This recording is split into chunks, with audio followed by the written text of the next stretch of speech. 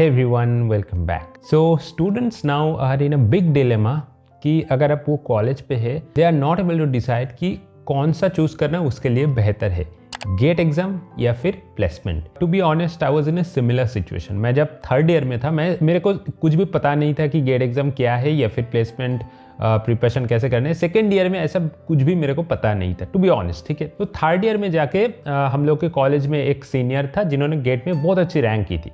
तो उसमें जाके मेरे को पता लगा कि हाँ, गेट एक एग्जाम है. मैं आपको एक चीज कहूंगा कि अगर आप second year and third year पे हो, the single and the short answer will be आपको बोथ मैनेज करना होगा. कैसे मैनेज करना होगा वो मेरा एग्जाम्पल के थ्रू मैं बताऊंगा कि मैं कैसे मैनेज किया था, क्योंकि फाइनल ईयर के बाद मैंने गेट भी क्रैक किया था एज वेल एज मेरे पास 2 जॉब ऑफर थे. एक था टीसीएस से, एक था एक स्टार्टअप से. तो मैंने कैसे प्लेसमेंट को भी हैंडल कर पाया, मैंने कैसे गेट का प्रिपरेशन को भी ठीक ठाक मेंटेन कर पाया. We'll discuss all of this in this video. But before that, make sure you hit the like button and also don't forget to subscribe to my channel. So before diving into preparing for GATE as well as for placement, the first thing that you need to make sure कि आपको ये एक mindset लाना पड़ेगा कि इन दोनों चीज़ एक साथ मैनेज करना पॉसिबल है. अगर आपके पास ये माइंडसेट ही नहीं है तो आप कभी भी मैनेज नहीं कर पाओगे. अगर मेरा ये बात सुन के आपको दिमाग में ये आ रहा है कि यार ये तो पॉसिबल नहीं, गेट एंड प्लेसमेंट प्रिपरेशन एक साथ कैसे मैनेज करूँ, भैया क्या बकवास कर रहे हैं, तो अगर ये चीज़ आपके दिमाग में आ रहा है तो दैट मीन्स आपके पास माइंडसेट नहीं है. मैंने उतना हार्ड वर्किंग भी नहीं था. मेरा एक्सपीरियंस से बात करूँ, this is a very simple process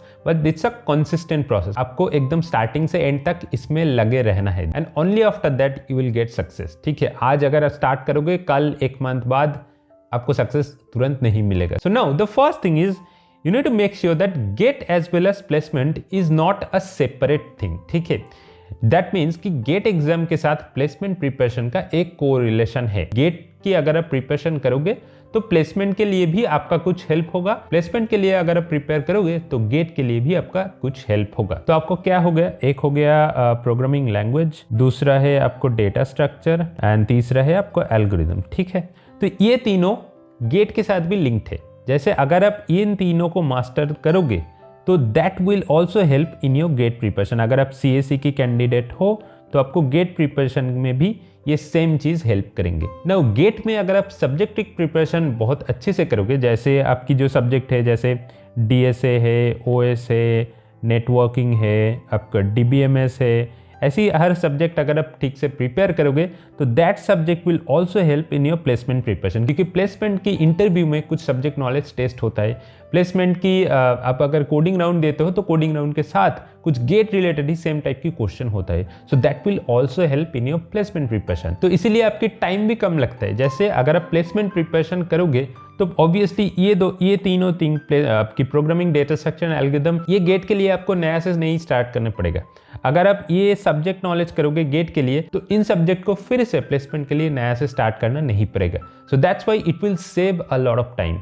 आपको अगर लगता है ये दोनों चीज़ मेंटेन करना बहुत ही मुश्किल है, टाइम कंज्यूमिंग है, तो let me tell you one thing, दोनों चीज का ये कोरिलेशन बहुत टाइम को सेव कर देते हैं. But before that, if you are a GATE aspirant, there is a great offer for you from PrepLadder. नहीं, मैं ये नहीं बता रहा हूँ कि आपको अभी की अभी सब्सक्रिप्शन लेना है किसी ऑनलाइन कोचिंग इंस्टीट्यूट का. आप इसको पहले देखो, क्योंकि PrepLadder is offering some of the subjects for absolutely free until 17th of March. तो आपको किसी चीज खरीदने से पहले या फिर सब्सक्रिप्शन लेने से पहले चेक करके लेना चाहिए. तो दैट्स वाई अगर आप एक कंप्यूटर साइंस स्टूडेंट हो तो आपके लिए theory of competition taken by मलेशियम sir is absolutely free. And not just CS, अगर आप इलेक्ट्रिकल हो, इलेक्ट्रॉनिक्स हो, मैकेनिकल हो, सिविल हो, तो आपके लिए ये सारे सब्जेक्ट्स फ्रीली अवेलेबल है अंटिल 17th of March. तो आप पहले जाओ, उनकी प्लेटफॉर्म को देखो, उनकी प्लेटफॉर्म कैसा है, मोबाइल ऐप कैसा है, कैसे उन्होंने पढ़ाते, कैसे उन्होंने एक सब्जेक्ट के हर टॉपिक को क्लियर करते, कैसे आपकी समझ में आता है, कैसे आपको डाउट सॉल्व कर रहे हैं, सारी चीज़ आप देखो, आप एक्सप्लोर करो. उसके बाद जाके अगर आपको पसंद आए तो सब्सक्रिप्शन ले लेना, कोई बात नहीं. बट पहले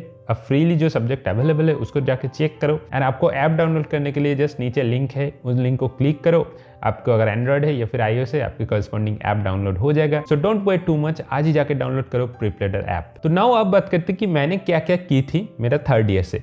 तो मेरा एक माइंडसेट मैंने सेट कर ली थी कि मेरे को फोर्थ ईयर के अंदर गेट क्रैक करना है, as well as fourth year की जो पहले ही प्लेसमेंट हो जाता है, आपको पता है कि सितंबर अक्टूबर से प्लेसमेंट स्टार्ट हो जाता है, तो उसी प्लेसमेंट में मेरे को क्रैक करना है। तो ज़्यादातर हम लोग की कॉलेज में सर्विस बेस्ड कंपनी आते थे एंड मेरा ऑफ कैंपस में कोई इंटर्नशिप ऐसा कुछ नहीं था, तो I just totally focused on the service based companies. उसके बाद एक स्टार्टअप भी आया था, तो उसमें भी मैंने फोकस की थी। तो उसके लिए मैंने क्या क्या की थी, मैंने हर दिन थोड़ा एक टाइम निकल के उस टाइम पे मैंने कोडिंग प्रैक्टिस करता था। तो कोडिंग में आपको क्या करना है, अगर आप कॉम्पिटिटिव कोडिंग प्रैक्टिस करना चाहते हो या फिर आपने कॉम्पिटिटिव कोडिंग सेकेंड ईयर से स्टार्ट कर दिया या फिर फर्स्ट ईयर से स्टार्ट कर दिया, तो आप उसको कंटिन्यू रख सकते हो, ठीक है।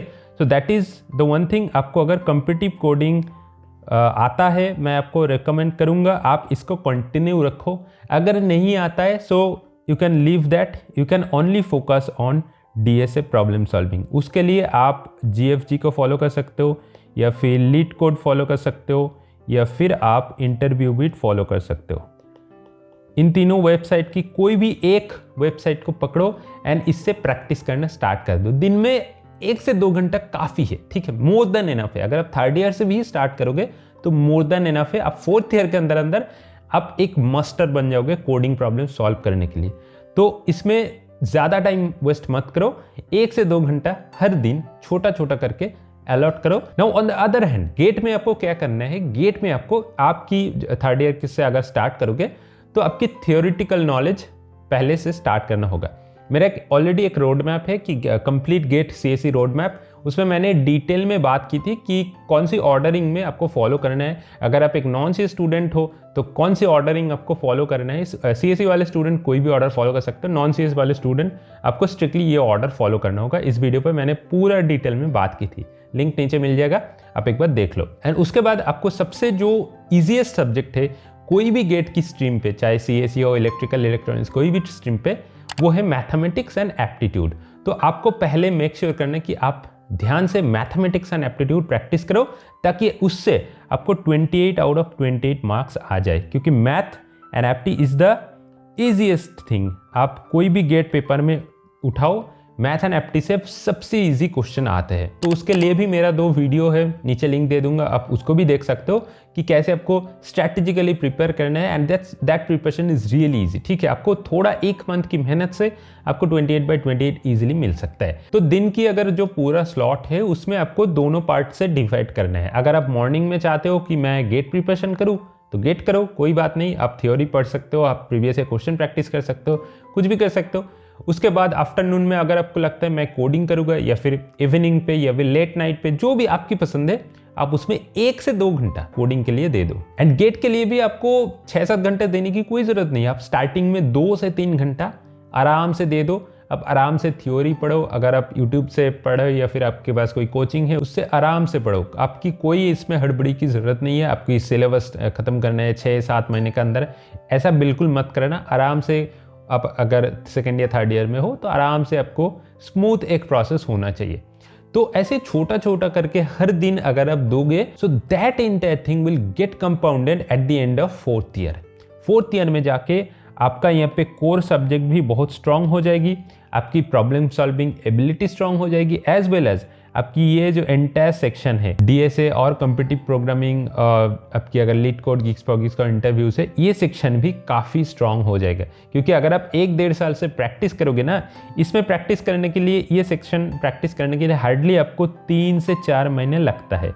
मैंने प्रिपेयर की थी 2.5 से 3 महीने के अंदर अंदर मैंने पूरा इंटरव्यू बिट, ऑलमोस्ट 90% मेरा इंटरव्यू बिट हो गया था। मैंने जब IIT में था 3 महीने के अंदर अंदर ऑलमोस्ट मैं खत्म कर दिया। तो अगर आप थोड़ा थोड़ा करके आगे बढ़ोगे तो 1 साल में आप बहुत कुछ कर सकते हो। आपको इंटरव्यू बिट भी पूरा खत्म हो जाएगा, गीक्स फॉर गीक्स भी खत्म होने वाला है, दैट्स फॉर श्योर, ठीक है। तो इसीलिए मैं आपको कहा कि 1 से 2 घंटा हर दिन छोटा छोटा करके दो, लेकिन कॉन्सिस्टेंटली आपको देना होगा। अब जब 4th ईयर में जाओगे, 4th ईयर की आई थिंक सितंबर-अक्टूबर से आपकी प्लेसमेंट स्टार्ट हो जाते हैं। TCS होता है, इन्फोसिस आते हैं आपकी कॉलेज पे, विप्रो आता है, इनका जो ऑफ कैंपस हो, ऑन कैंपस हो, स्टार्ट हो जाता है। एंड प्रोडक्ट बेस्ड कंपनीज की तो प्लेसमेंट हर साल होता है, ऑफ कैंपस हर साल होता है। There are multiple job offers, आप लिंक्डइन खुल सकते हो, आप नौकरी देख सकते हो, उसमें जॉब ऑफर पोस्ट होते हैं। तो आपको अगर लगता है कि आपकी प्रोग्रामिंग बहुत अच्छे हो गया तो you just start applying for the off campus job, as well as अगर आपकी इंटर्नशिप की अपॉर्चुनिटी है उसमें भी अप्लाई करना स्टार्ट कर दो। उससे आपकी क्या होगी कि एक टेस्ट हो जाएगा कि आपकी प्रोग्रामिंग कौन सी लेवल पर है। अगर आप रिजेक्ट भी होगे तो भी आप कुछ सीख पाओगे। एंड 4th ईयर में आप क्या करो कि आपका अगर थ्योरी कंप्लीट हो गया तो तो प्रीवियस ईयर क्वेश्चन जितना ज़्यादा हो पाए, एटलीस्ट 15 to 20 ईयर्स की प्रीवियस ईयर क्वेश्चन तो आपको प्रैक्टिस करना है। उसके लिए गेट ओवरफ्लो PDF है, फ्री में सब कुछ मिल जाएगा, या फिर गीक्स फॉर गीक्स की जो प्रीवियस ईयर क्वेश्चन सेक्शन है उसमें भी फ्री में सब कुछ मिल जाएगा अलॉन्ग विद द आंसर्स। आप कोई भी यूज़ कर सकते हो फॉर कंप्यूटर साइंस। तो बस इसके अलावा कुछ हार्ड एंड फास्ट कोई रूल नहीं है कि दोनों को एक साथ मैनेज करना काफ़ी मुश्किल है। मैं तो कहूँगा दोनों को एक साथ मैनेज करना बहुत ही ईजी है अगर आप आपके टाइम स्लॉट को डिवाइड करना जानते हो। अगर आप गेट को लेके पूरा दिन बैठोगे तो ऑब्वियसली कुछ दिन बाद आपको लगेगा यार प्लेसमेंट तो नहीं हो रहा है, मैं क्वेश्चन नहीं सॉल्व कर पा रहा हूँ। अगर आप प्लेसमेंट लेके या फिर कोडिंग लेके पूरा दिन बैठोगे तो गेट आपको अधूरा रह जाएगा। अगर आप सेकेंड या फिर थर्ड ईयर से स्टार्ट करोगे तो आई बेट यू कि आपको एक अच्छी प्लेसमेंट तो लगने वाला है। एंड अगर आपकी प्लेसमेंट अच्छी है तो सर्विस बेस्ड कंपनी वाला प्लेसमेंट भूल जाओ, वो बेकार की प्लेसमेंट होता है, उसमें मत जाओ। आप ट्राई करो प्रोडक्ट बेस्ड कंपनीज का। अगर नहीं हो पाए तो ठीक है, सर्विस बेस्ड में आप अप्लाई करके रख सकते हो, लेकिन हमेशा ट्राई करो प्रोडक्ट बेस्ड कंपनीज का, जैसे माइक्रोसॉफ्ट, अमेजन, फ्लिपकार्ट, ओला, उबर, स्विगी, जोमेटो, ऐसे जो प्रोडक्ट बेस्ड कंपनीज है बड़े बड़े, उसमें ट्राई करो। तो बस ऐसे करके आगे बढ़ते जाओ। कोई प्रॉब्लम होगा तो कमेंट करके बताना। एंड ऑल्सो मेरा सोशल लिंक तो डिस्क्रिप्शन पे है, उसमें भी मेरे को फॉलो कर लेना। कोई प्रॉब्लम है तो मेरे को पूछ लेना वहाँ पे DM करके। तो बस आज की वीडियो इतना ही। वीडियो को अच्छा लगा तो डेफिनेटली लाइक कर देना एंड चैनल को सब्सक्राइब करना मत भूलना। ऐसी वीडियो हमेशा लाते रहूँगा मेरे चैनल पे। सो मिलते हैं अगली वीडियो पे। Till then take care and good bye.